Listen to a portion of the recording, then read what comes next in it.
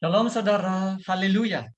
Ya, puji Tuhan kita telah masuk ke dalam bab 4 dalam pembelajaran siri surat Wahyu. Sebenarnya bab 4 dan 5 adalah satu unit. Kedua-dua bab ini adalah satu unit ya, satu unit karena kedua-dua bab ini menunjukkan kepada kita takhta Allah. Tapi dalam rekaman ini kita hanya lihat bab yang keempat ya.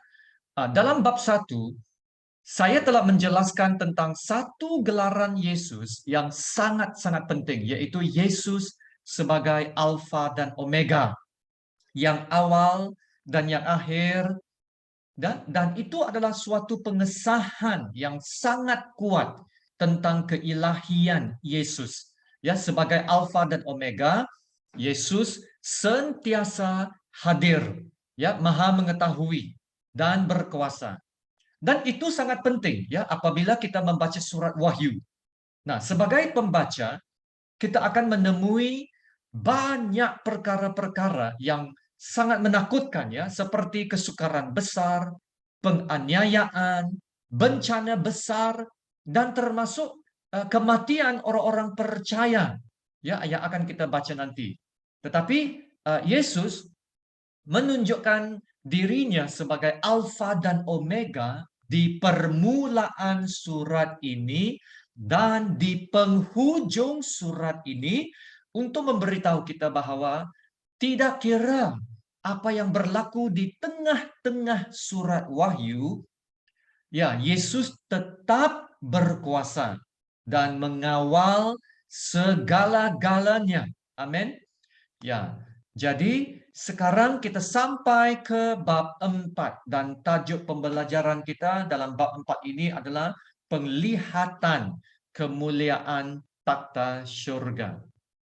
Dalam ayat yang pertama, saya baca sekarang, kemudian daripada itu aku melihat sesungguhnya sebuah pintu terbuka di syurga. Dan suara yang dahulu yang telah ku dengar berkata kepadaku seperti bunyi sangkakala, katanya, naiklah kemari dan aku akan menunjukkan kepadamu apa yang harus terjadi sesudah ini. Nah, Yohanes telah dibawa naik ke takhta Allah. Nah, dia berada dalam roh pada masa itu. Ya, sebab ayat 2 nanti akan beritahu kita bahwa Yohanes dikuasai roh. Ya, maka dia mendapat semua penglihatan ini dalam rohnya. Nah, apa yang harus terjadi sesudah ini? Jika kita mengambil bab 1 ayat 19 sebagai petunjuknya, nah bab 4 memulakan bahagian yang ketiga, yaitu perkara yang akan terjadi sesudah ini. Ya. Nah, apa yang akan terjadi selepas ini bab 6 ya, bab 6 dan seterusnya ialah siri penghakiman. Ya, penghakiman Tuhan akan dimulai dengan 7 meterai. Lepas itu 7 sangkakala dan diikuti dengan 7 cawan kemurkaan Allah yang akan mencurahkan kemurkaan Tuhan, ya, dan ia akan menjadi sangat-sangat menakutkan. Untuk memberi gambaran betapa dahsyat ya kemurkaan Tuhan itu, ya lihat saja meterai yang keenam, yaitu bab yang keenam, ya akan berlakunya gangguan alam semesta, gempa bumi yang besar, ya gunung-gunung dan pulau-pulau akan bergegar dan berubah tempatnya. Bintang-bintang akan jatuh dari langit dan penduduk di bumi akan bersembunyi di dalam gua, ya, karena hari kemurkaan Tuhan telah tiba dan mereka akan berseru ya dengan suara yang kuat, runtuhlah menimpa kami dan sembunyikanlah kami terhadap Dia yang duduk di atas takhta dan terhadap murka anak domba itu. Wow. Saudara, kemurkaan Allah, siapa yang dapat bertahan? Itulah gambaran kemurkaan Allah yang begitu dahsyat sekali. Dan itu hanya meterai yang ke-6. Tetapi Ya, sebelum kita melalui semua siri penghakiman ini, Tuhan dengan penuh kemurahannya telah membawa kita kepada taktanya, yaitu dalam bab 4 dan bab 5. Ya, maka ayat yang kedua berbunyi, segera aku dikuasai oleh Roh. Nah, lihat Yohanes ini dikuasai oleh Roh dan diangkat ke surga. Dan lihatlah, sebuah takhta terdiri di surga dan di takhta itu duduk seorang. Ya, takhta yang disebut dalam ayat ini adalah tumpuan utama seluruh penglihatan dalam bab 4 dan 5. Ya, nah perkataan ini takhta ya atau tronos dalam bahasa Yunani muncul 43 kali di seluruh perjanjian baru. Ya, dan sebahagian besar daripadanya terdapat dalam surat Wahyu. Itu berjumlah 30 kali. Itu lebih daripada 70%. Banyak kan? Ya, dan dalam bab 4 saja, bab 4 saja disebut 12 kali. Wow, itu banyak sekali untuk satu bab. Ya, mengapa begitu banyak kali dalam surat Wahyu? Nah, tujuannya adalah untuk meyakinkan orang Kristen yang menderita, ya, bahwa Tuhan adalah berdaulat, Tuhan masih bertakhta. Ya, walaupun kita akan melalui banyak siri-siri penghakiman nanti. Ya, nah seperti mana yang telah dimaklumkan, pembacaan surat Wahyu akan menjadi sangat menakutkan. Tetapi Tuhan ingin memberi jaminan di awal-awal bab ini, ya terutamanya bab 4 dan 5, bahwa Dia berkuasa sepenuhnya dari awal hingga ke akhir. Ya, sebab Tuhan adalah Alfa dan Omega. Jadi, ya dari awal lagi surat Wahyu ini, Tuhan sudah menunjukkan kepada kita bahwa Dialah Tuhan yang berkuasa, Tuhanlah yang memerintah, Tuhanlah yang berdaulat. Amin. Nah, seterusnya Yohanes melihat di takhta itu duduk seorang. Nah, siapakah seorang itu yang duduk di atas takhta itu? Nah, yang duduk di atas takhta ini ialah Tuhan Bapa ya, bukan Yesus. Ya, karena nanti dalam bab yang seterusnya itu bab 5, Yesus akan datang kepada dia yang duduk di atas takhta itu untuk menerima gulungan yang ada 7 meterai itu ya. Dan Tuhan Bapa akan menyerahkan gulungan dengan 7 meterai itu kepada Yesus anaknya. Ya, dan ini sangat penting. Ya, karena ini menandakan bahwa semua kuasa dan kuasa penghakiman akan diserahkan kepada Yesus anak Tuhan. Dan Tuhan Bapa masih duduk di atas takhtanya. Amin. Ya, dan itu menekankan bukan sahaja kehadiran Tuhan, tetapi pemerintahannya yang berdaulat, ya, dan kuasanya yang mengawal segala-galanya yang tercatat dalam surat Wahyu ini. Ya, termasuk melaksanakan segala tujuan ilahinya. Ya, termasuk mendirikan di Yerusalem, Yerusalem baru, surga baru, dan bumi baru.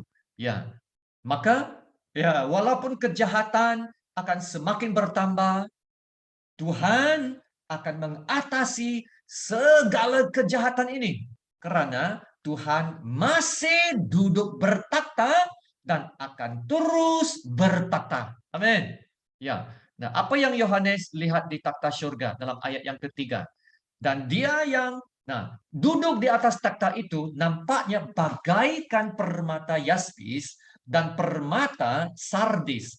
Dan suatu pelangi melingkungi takhta itu gilang gemilang bagaikan zamrud rupanya. Ya, saudara, dia yang duduk di atas takhta itu dikatakan di sini nampaknya bagaikan. Ya, Yohanes tidak dapat melihat wajah Tuhan secara langsung. Ya, sebab Tuhan adalah dalam roh. Tetapi Yohanes coba menggambarkan bagi kita ya kegemilangan kemuliaan Tuhan ya dengan menggunakan gambar batu permata yaspis, ya sardius, zamrud, dan pelangi di sekeliling takhta Tuhan. Semuanya ini adalah untuk ya memberikan suatu gambaran tentang kemuliaan Tuhan. Ya, Yehezkiel juga mendapat penglihatan yang serupa ya tentang Tuhan yang duduk di atas takhtanya, yaitu di Yehezkiel bab 1 ayat 26, 28. Nah, di dalam petikan ini Yehezkiel juga nampak permata dan pelangi yang sama seperti sinar cerah ya di sekeliling takhta itu. Dan Yehezkiel menyebut perkataan yang suasa mengkilat dan seperti api yang ditudungi sekelilingnya, ya ada ditulis di sana. Dan ada juga disebut api yang dikelilingi sinar, dan disebut sinar yang mengelilinginya itu, dan kemudiannya berkata, begitulah ya kelihatan gambar kemuliaan Tuhan. Nah, itulah gambarnya ya, menggambarkan kemuliaan Tuhan. Maka apa maksudnya secara ringkas? Semua batu, api, pelangi, semua ini adalah untuk memancarkan kegemilangan kemuliaan Tuhan yang sungguh-sungguh luar biasa. Inilah yang Yohanes lihat. Ya, kegemilangan kemuliaan yang terpancar dari takhta itu. Dan apa yang Yohanes lihat di sekeliling takhta itu dalam ayat yang keempat. Dan sekeliling takhta itu ada 24 takhta. Dan di takhta-takhta itu duduk 24 tua-tua yang memakai pakaian putih dan mahkota emas di kepala mereka. Nah, disebut di sini 24 para penatua yang sedang duduk di atas takhta. Wow. Nah, para tua-tua ini memakai pakaian putih dan mempunyai mahkota emas di kepala mereka. Nah, siapakah mereka itu? Untuk memudahkan kita menjawab soalan ini, kita mungkin boleh bertanya, siapakah bukan mereka ya? Siapakah bukan mereka? Yaitu ya kita boleh senang menjawabnya, mereka pastinya bukan malaikat. Bukan malaikat ya. Ada disebut 24 takhta. 24 takhta ini menunjukkan bahwa para penatua ini sedang memerintah bersama Kristus. Malaikat tidak dipanggil untuk memerintah bersama Kristus. Nah, sebenarnya peranan malaikat adalah untuk melayan. Nah, Alkitab memberi janji bahwa orang percaya, merekalah yang menang akan memerintah bersama dengan Kristus. Ada disebut sebelum ini dalam Wahyu 2, ya, berbicara kepada jemaat Tiatira. Dan barang siapa menang dan melakukan pekerjaanku sampai kesudahannya, kepadanya akan kukaruniakan kuasa atas bangsa-bangsa. Dan dalam Wahyu 3, kepada jemaat Laodikia pula, Yesus berkata, barang siapa menang, ia akan kududukkan bersama-sama dengan aku di atas takhtaku, sebagaimana aku pun telah menang dan duduk bersama-sama dengan Bapakku di atas takhtanya. Maka saudara, yang duduk di atas takhta itu adalah untuk orang percaya yang menang, ya, bukan untuk malaikat. Nah, tambahan pula, mahkota emas yang ada di atas kepala 24 orang tua itu tidak pernah dijanjikan kepada malaikat. Ya, malaikat tidak pernah dilihat memakai mahkota ya. Ya, dan istilah Yunani untuk mahkota di sini ialah Stephanos. Stephanos ialah mahkota pemenang yang melambangkan penghormatan dan ganjaran bagi pemenang. Petunjuk selanjutnya terdapat dalam bab yang seterusnya, bab 5 ayat 9, di mana kita mendengar yang 24 orang tua ini menyanyikan lagu penebusan. Ya, mereka telah ditebus oleh darah anak domba. Mereka berkata, engkau telah disembelih dan dengan darahmu Engkau telah membeli mereka bagi Allah dari tiap-tiap suku dan bahasa dan kaum dan bangsa. Nah, perhatikan di sini saudara, dari setiap suku dan bahasa dan kaum dan bangsa. Jadi, mereka mewakili semua orang yang percaya. Nah, saudara, orang percaya yang ditebus oleh darah anak domba, bukan malaikat. Ya, 24 orang tua ini juga dijadikan raja dan imam dan mereka akan memerintah di bumi. Orang percaya yang akan dijadikan raja dan imam untuk memerintah ya, bukan malaikat. Dan dalam bab 5:11, 24 penatua ini akan dibezakan daripada para malaikat karena mereka disebut secara berasingan daripada malaikat. Nah, dan sekarang, oke, pasti ramai yang ingin mengetahui kenapa ya disebut nomor 24. Ramai pengulas membahagikan nomor 24 ini kepada 12 ya, 12 dan 12 menjadikan 24 ya. Jadi ia boleh menjadi 12 suku Israel dalam perjanjian lama dan 12 rasul dalam perjanjian baru ya, dan dan nomor 12 ini adalah nomor yang merujuk kepada kesempurnaan kerajaan. Tapi kesimpulan saya adalah ini. 20 orang tua ini mewakili orang percaya yang telah ditebus. Itu kesimpulan saya ya. Nah, bagi kita, kalau kita tahu tentang kebenaran ini, yaitu 24 orang tua ini mewakili orang percaya yang telah ditebus, maka ia mewakili suatu harapan ya bahwa kita akan berada di ruang takhta Tuhan. Amin. Yaitu kita akan berada di dalam kehadirannya seperti yang dijanjikan Yesus ya dalam ayat bab 3 ayat 21. Barang siapa menang, ya, ia akan kududukkan bersama-sama dengan aku di atas takhtaku, sebagaimana aku pun telah menang dan duduk bersama-sama dengan Bapakku di atas takhtanya. Maka dorongan di sini untuk kita adalah untuk terus kekal kuat, teguh, jangan goyang, ya, setia hingga ke akhirnya. Dan ayat yang seterusnya, ayat 5, memberitahu kita tentang pemandangan yang sangat mengkagumkan dan dahsyat di takhta Tuhan. Ayat ke-5, dan dari takhta itu keluar kilat dan bunyi guro yang menderu, dan 7 obor menyala-nyala di hadapan takhta itu. Nah, itulah ketujuh roh Allah. Nah, dalam surat Wahyu, frasa kilat dan bunyi guru yang kuat sentiasa merujuk kepada penghakiman ya, penghakiman.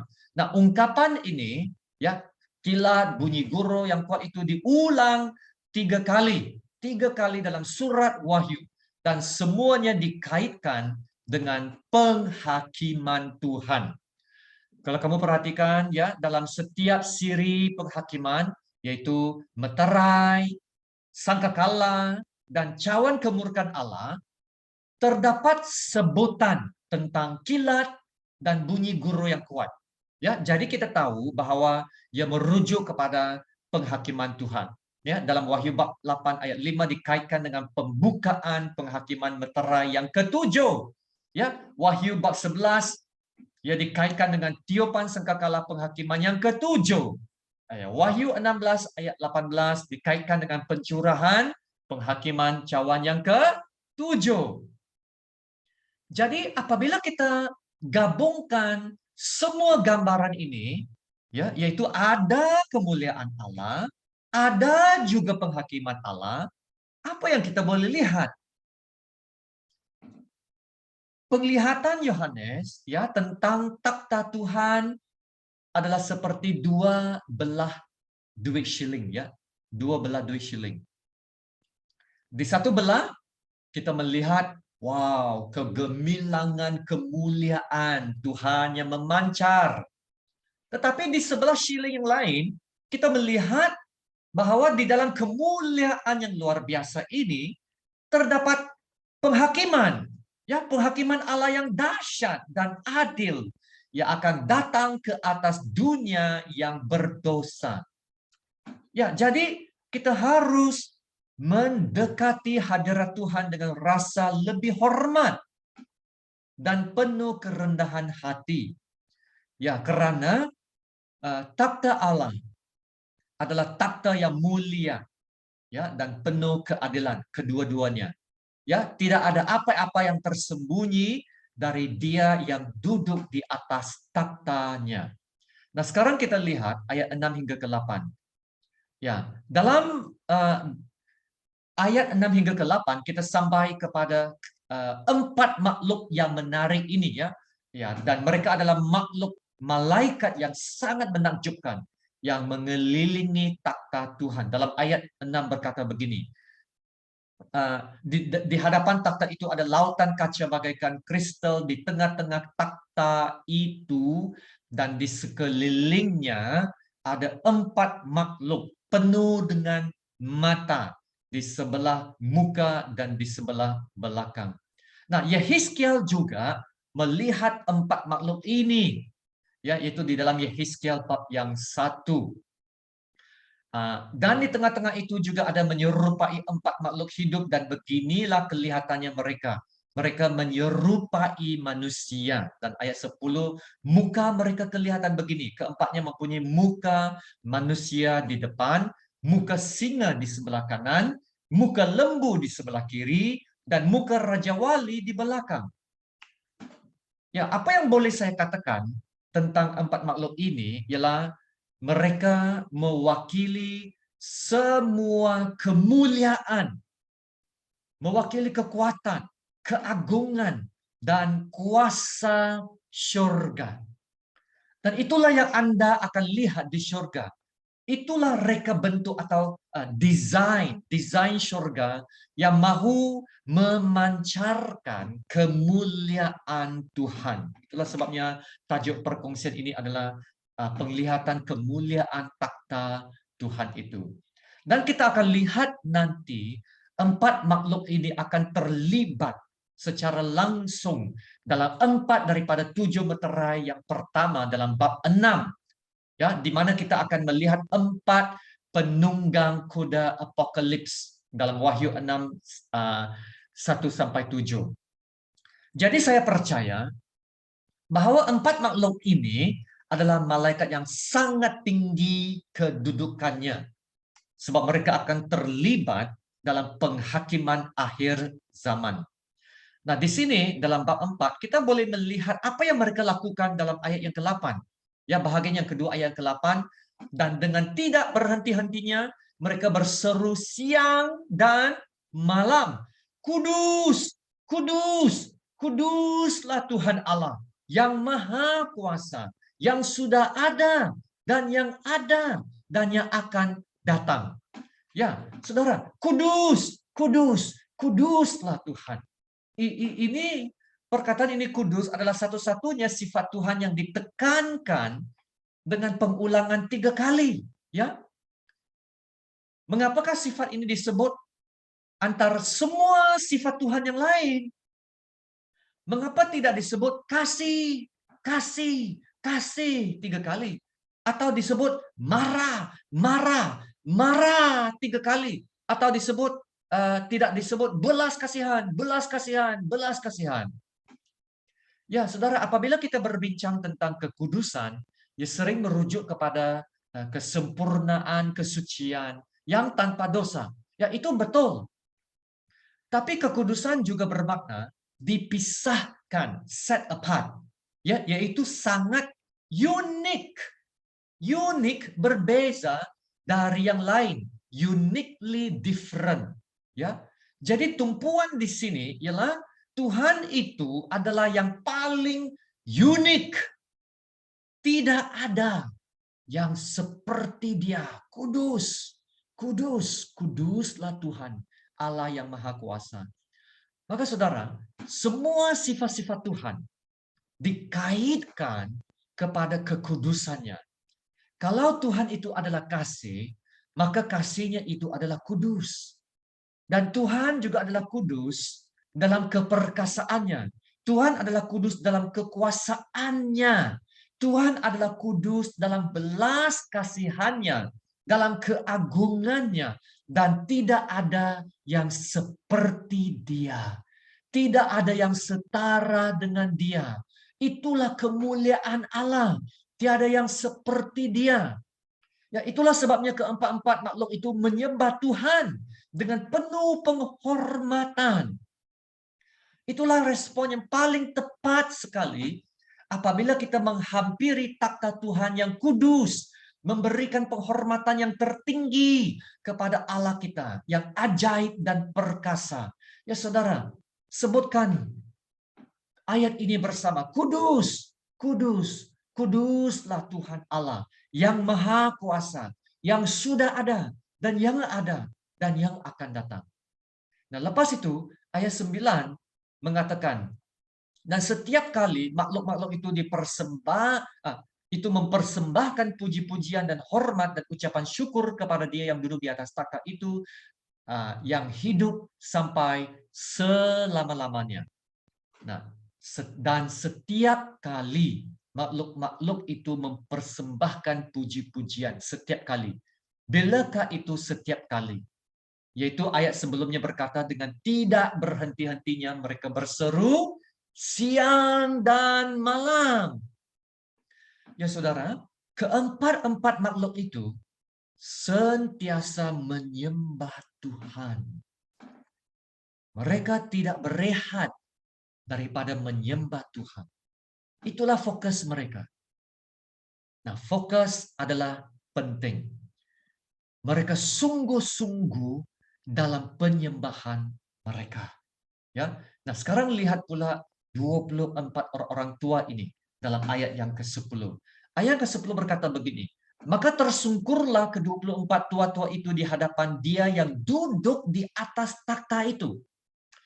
Jadi saudara, apabila empat makhluk itu menyembah, 24 orang tua-tua itu juga ikut menyembah Tuhan.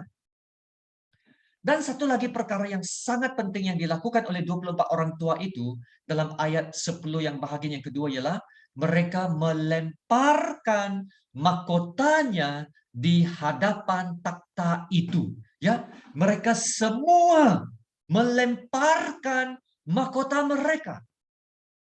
Tindakan meletakkan mahkota mereka di kaki Tuhan melambangkan suatu kerelaan, tunduk, dan menyerahkan segala yang mereka miliki. Nah, mahkota ini adalah mahkota Stefanos, yaitu mahkota kemenangan. Wow. Dan 24 orang tua-tua ini yang mewakili semua orang yang ditebus Tuhan. Ya, ingat itu. Mereka adalah pemenang. Mereka telah menerima ganjaran sewajarnya. Mereka menerima mahkota kemenangan mereka. Tetapi kini mereka mengembalikan setiap ganjaran pencapaian yang mereka miliki itu kembali kepada Tuhan. Ya, mengapa mereka berbuat demikian? Mengembalikan ya setiap ganjaran pencapaian mereka. Sebab mereka tahu dan menyatakan dalam ayat 11 ini bahwa engkau layak menerima puji-pujian dan hormat dan kuasa. Haleluya. Dan karena itu mereka menyerahkan segala-galanya. Wow. Saudara, sikap mereka yang fokus, ya, yang sungguh-sungguh dalam penyembahan dan penyerahan total ini telah mengajar saya suatu pelajaran yang sangat penting. Yaitu jika di bumi sekarang kita tidak belajar untuk menyerahkan segala-galanya, surrender ya. Kita tidak belajar untuk menyerahkan hidup kita kepada Tuhan. Ya, kita akan menghadapi masalah. Sebab karena di surga kita akan menyerahkan segala-galanya kepada Dia. Menyerahkan segala-galanya kepada Dia yang layak menerima segala kemuliaan, segala kehormatan, dan segala kuasa. Saudara, ini adalah penyerahan yang total. Dan penyerahan yang total itulah tanda bersyukur dan penyembahan kita kepada Tuhan. Ya, bagi saya, Kalau saya boleh berada di dalam hadirat Tuhan, itu sudah cukup bagi saya, cukup. Ya, saya lebih daripada berpuas hati walaupun tidak memiliki apa-apa. Kenapa? Sebab di dalam hadirat Tuhan, itulah segala-galanya. Hadirat Tuhan adalah segala-galanya. Ya, seperti Daud yang menari hampir telanjang di hadapan Tuhan. Ya, Daud sangat bersemangat untuk Tuhan. Ya, malah sekarang, hari ini di bumi, saya bersyukur. Saya bersyukur karena dapat tahu bahwa saya telah diselamatkan. Saya sepatutnya dihukum. Pada dasarnya dimurkai Allah. Tetapi saya telah diselamatkan. Dan diselamatkan oleh darah anak domba. Saya telah diselamatkan, saudara. Saya bersyukur. Dan apabila kita bersyukur, maka ada penyerahan yang rela. Wow. Maka saudara, kita harus belajar hal ini hari ini. Karena itulah yang akan kita lakukan juga di surga. Dan apabila ada penyerahan yang rela, di situ juga ada sukacita. Amin. Sukacita. Ya, seperti Daud yang menari. Mengapa sukacita? Karena kita dapat menyerahkan hidup kita kepada Dia yang berkuasa menjaga. Supaya jangan kamu tersandung dan yang membawa kamu dengan tak bernoda dan penuh kegembiraan di hadapan kemuliaannya. Ya, inilah kata-kata yang saya petik dari Yudas 24. Ya, orang tidak suka menyerah, ya, orang tak suka seranda. Sepertinya tanda kekalahan. Tapi berbeza dengan Tuhan. Apabila kita belajar untuk datang kepada Tuhan dalam penyerahan sepenuhnya, nah, disitulah kita berada di tempat kemenangan. Wow. Saya ulang sekali lagi. Apabila kita belajar untuk datang kepada Tuhan dalam penyerahan sepenuhnya, disitulah kita berada di tempat kemenangan. Ya, sebab Tuhanlah yang sekarang menjadi segala-galanya bagi kita. Wow, Tuhanlah segala-galanya bagi kita. Kita boleh memiliki Tuhan, saudara. Dan itu sudah cukup besar. Kita boleh memiliki Tuhan. Tuhan di pihak kita. Dan itulah sebabnya Yudas dapat memberikan pujian kepada Tuhan dengan berkata, Allah yang Esa, Juru Selamat kita oleh Yesus Kristus. Tuhan kita, bagi Dia adalah kemuliaan, kebesaran, kekuatan, dan kuasa sebelum segala abad dan sekarang, dan sampai selama-lamanya. Amin. Maka saudara, itulah yang dilakukan oleh 24 orang tua-tua itu. Apabila mereka melemparkan mahkota mereka, mereka menyembah dan mereka memuji Tuhan. Dan mereka kata lagi ya dalam ayat 11, Ya Tuhan dan Allah kami, Engkau layak menerima puji-pujian dan hormat dan kuasa. Sebab Engkau telah menciptakan segala sesuatu dan oleh kerana kehendak-Mu semuanya itu ada dan diciptakan. Wow, saudara, ini luar biasa. Engkau telah menciptakan segala sesuatu dan kerana itu semuanya wujud. Nah, satu lagi sebab mengapa Tuhan patut disembah ialah Tuhan mencipta segala sesuatu dan segala yang diciptanya wujud atau mendapat hidup. Dan sesungguhnya Allah menciptakan segala sesuatu untuk wujud. Dan untuk wujud untuk satu tujuan. Wow. Wujud untuk satu tujuan. Mark Twain berkata, ya, 2 hari paling penting dalam hidup Anda ialah hari Anda dilahirkan dan hari Anda mengetahui sebabnya. Ya, Tuhan menciptakan kamu, saudara, untuk suatu tujuan. Nah, Anda bukan dicipta hanya untuk hidup untuk pergi kerja saja. Anda dicipta bukan hanya untuk bersaing dengan orang lain, hanya untuk mendapat gaji besar, lepas itu settle down. Tidak. Saudara, hidup Anda lebih bermakna daripada semua itu. Karena selepas Anda bersara dari kerja, apa yang Anda akan lakukan dengan hidup Anda? Apakah tujuan kewujudan Anda? Saudara, kita diciptakan untuk kemuliaan Tuhan. Seperti Paulus ada sebut dalam Efesus 2 ayat 10 itu. Karena kita ini adalah buatan Allah. Diciptakan dalam Kristus Yesus untuk melakukan pekerjaan baik yang dipersiapkan Allah sebelumnya. Amin. Ya, kesimpulannya berikut adalah beberapa pemikiran dan aplikasi yang saya dapat belajar dan dapat dikongsikan. Nah, 4 makhluk dan 24 tua-tua itu menyembah siang dan malam. Saudara, pernahkah Anda terfikir mengapa Tuhan memberi kita hidup yang kekal?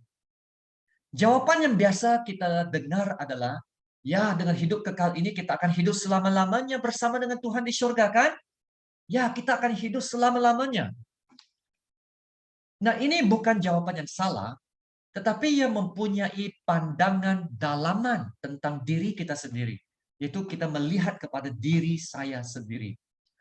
Nah, Tuhan memberi kita hidup yang kekal supaya kita boleh menghabiskan, meluangkan masa kekekalan bersama dengan Tuhan, mengenali Tuhan, dan mempunyai persekutuan yang paling dekat dan intim bersama dengan Tuhan. Amin. Ada satu cerita yang saya dengar ya tentang seorang lelaki yang merupakan peminat bola sepak untuk suatu klub yang tertentu ya. Tetapi sejak kebelakangan ini klubnya banyak mengalami kekalahan. Dan dia berkata begini, ya kekalahan ini tidak akan berlaku di surga. Sebab di surga pasukan saya pasti akan sentiasa menang. Nah, lelaki ini masih memikirkan dirinya sendiri. Nah, apabila Anda memasuki ruang takhta Tuhan, fokusnya bukan lagi Anda. Fokusnya adalah Allah. Allah akan menjadi tumpuan kita yang terutama. Wow. Nah, saudara, inilah pengajarannya ya. Jika sekarang dalam hidup ini Anda tidak mempunyai apa-apa minat untuk perkara Tuhan atau hal-hal rohani. Jikalau kita tiada minat membaca Alkitab, tiada minat untuk buat saat teduh, tiada semangat untuk mencari Tuhan, dan meluangkan masa bersama dengannya, yaitu tinggal dan diam di dalam hadiratnya, adakah Anda pikir Anda akan menikmati masa Anda di surga? Sebab di surga, kita akan tinggal bersama-sama dengan Tuhan. Bukan untuk 1 jam, bukan untuk 1 hari, bukan untuk 1 bulan, tetapi kita akan tinggal bersama-sama dengan Tuhan untuk selama-lamanya. Saya rasa kita akan menghabiskan banyak masa untuk bersekutu dengan Tuhan, mengenal Tuhan, dan belajar tentang Tuhan. Maka saudara, jika hari ini minat Anda dan perkara yang buat Anda lebih excited adalah bermain handphone lah, gaming lah, drama Korea lah, drama Hindustan lah, atau Anda menghabiskan berjam-jam waktu dengan handphone, Netflix, Astro, dan sebagainya, wah, saudara, saya rasa Anda akan sangat kecewa. Karena di surga ya, tiada handphone, tiada YouTube, tiada TikTok, tiada drama, tiada semua ini. Nah, saya telah menekankan fokus 4 makhluk dan 24 orang tua itu. Fokus. Mereka begitu tertumpu kepada Tuhan dalam hidup yang menyembah Tuhan. Itulah semangat mereka. Kita perlu belajar untuk mengatur hidup kita dan menetapkan fokus kita, saudara, pada perkara-perkara yang betul. Soalannya, adakah salah untuk mempunyai keinginan dan kemahuan sendiri? Saya pikir apabila Anda datang dan berdiri di depan hadirat Tuhan di atas taktanya yang mulia, Dan Anda bayangkan, ya, Anda berdiri bersama-sama dengan berjuta-juta malaikat menyembah Tuhan. Saya pikir Anda akan sangat kagum dengan keagungan Tuhan yang mulia, sehingga semua keinginan dan kemahuan Anda itu adalah pudar berbanding dengan kemuliaan Tuhan yang terpancar dari taktanya. Dan Anda hanya akan menyertai choir surga menyanyikan, "Ya Tuhan dan Allah kami, Engkau layak menerima puji-pujian dan hormat dan kuasa, sebab Engkau telah menciptakan segala sesuatu dan oleh kerana kehendak-Mu, semuanya itu ada dan diciptakan." Saudara, jadi pengajarannya ialah kita harus lebih banyak encounter Tuhan melalui persekutuan kita dan perhubungan kita yang lebih dalam bersama dengan Tuhan. Ya, agar Tuhanlah yang semakin bertambah dan kita semakin berkurang. Saya percaya Tuhan itu baik. Tuhan itu pasti memberkati kita dengan setiap perkara yang baik. Ya, seperti mana Yakobus ada mengatakan, setiap pemberian yang baik dan setiap anugerah yang sempurna itu datangnya dari atas, diturunkan dari Bapa segala terang. Persoalannya, apabila Tuhan memberkati kita dengan setiap pemberian yang baik itu, adakah kita bersedia untuk menyerahkan segalanya kembali kepada Tuhan? Ya, seperti 24 tua-tua itu yang melemparkan mahkota di hadapan Tuhan itu. Ya, kita perlu perlahan-lahan matikan ya perkara-perkara duniawi dan biarkan Tuhan menduduki hati kita. Lebih daripada hati kita ini diduduki oleh hal-hal duniawi. Bermaksud Tuhan mesti bertakhta di dalam hati kita. Bertakhta. Ya saudara, bacalah bab 4 dan bab 5 ini untuk terus mendapat penglihatan kepada kemuliaan Allah. Ya, karena encounter dengan kemuliaan Allah akan dapat membawa suatu perubahan hidup. Ya, seperti yang terjadi dengan Paulus dalam perjalanannya ke Damsyik.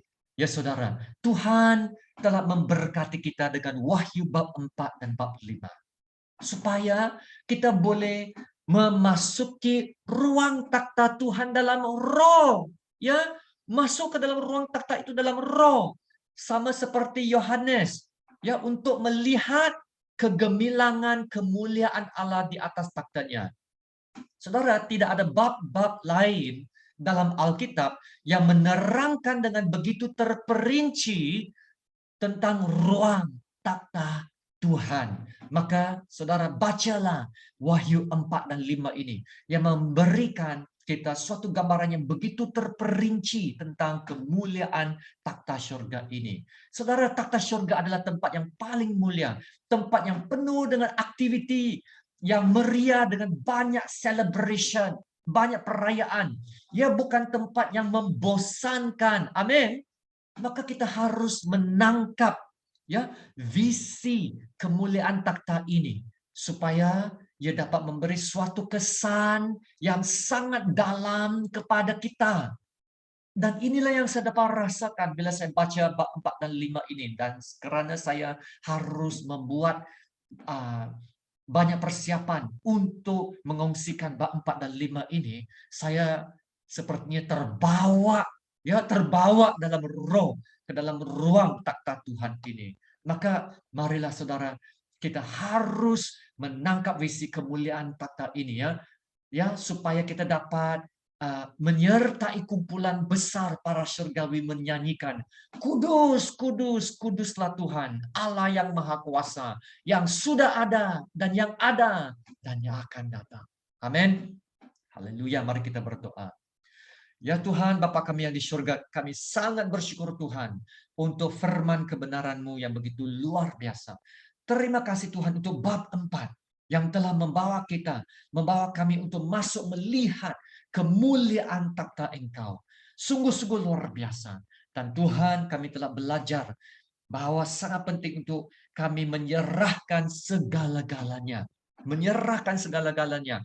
Seperti yang dilakukan oleh 24 orang tua-tua itu. Ya Tuhan, tolonglah kami untuk menjadi lebih fokus di dalam hidup kami. Fokus kepada Tuhan. Fokus kepada Tuhan dengan memikirkan perkara yang di bumi. Bukan memikirkan perkara yang di atas dan bukan yang di bumi. Ya, memikirkan perkara yang di atas di mana Yesus ada, duduk di sebelah kanan Tuhan Bapa. Ya, bukalah mata rohani kami untuk melihat kemuliaan takhta surga ini dan teruslah memberi kesan kepada hidup kami supaya dengan encounter ini hidup kami akan berubah. Terima kasih Tuhan Bapa untuk kemuliaan-Mu Tuhan ada, untuk berkat firman-Mu. Dalam nama Tuhan Yesus kami berdoa dan ucap syukur. Haleluya. Ya, terima kasih saudara semua. Tuhan memberkati engkau dan Tuhan melindungi engkau. Tuhan menyinari engkau dengan wajahnya dan memberi engkau kasih karunia-Nya. Tuhan menghadapkan wajahnya kepadamu dan memberi engkau damai sejahtera. Amin.